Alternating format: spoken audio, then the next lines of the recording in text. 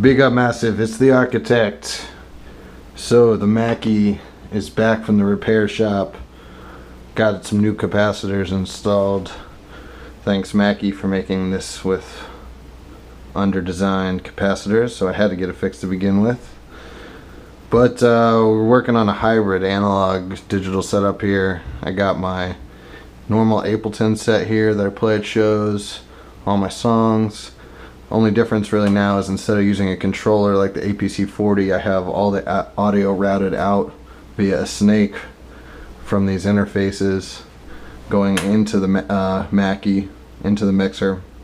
So then all my effects returns are coming over to my gear like normal. It's just that instead of going in and out of the interface, it's coming in and out of the mixer, and the mixer is sending the masters back to the interface, which goes out to the speakers.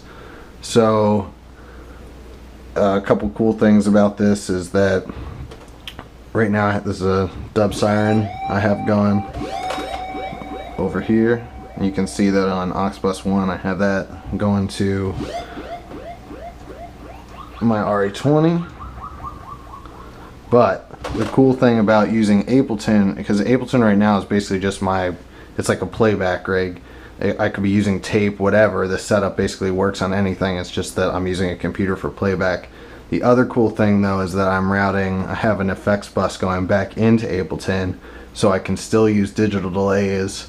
And I have all my songs basically set to change my global BPM when they launch the song. So that means that basically, like, if I want a quarter note delay, which I like to use on vocals a lot, I have that set up on my third aux here on the mixer, and it stays in time.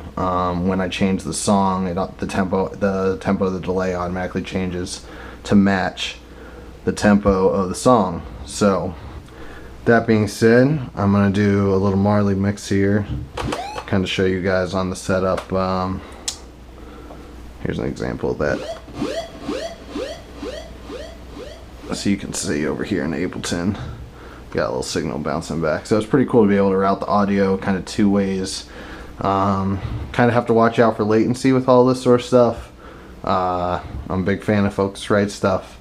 I don't really have any latency problems nowadays, but you're gonna have to have a decent computer running all this stuff.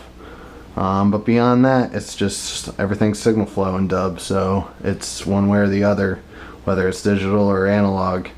We're all talking about the same thing. It's all just how you're getting your signals to where. So different ways of accomplishing the same thing, and gives it a different kind of feel. You'll definitely hear on this mix that the Mackie kind of adds a little bit of a tone.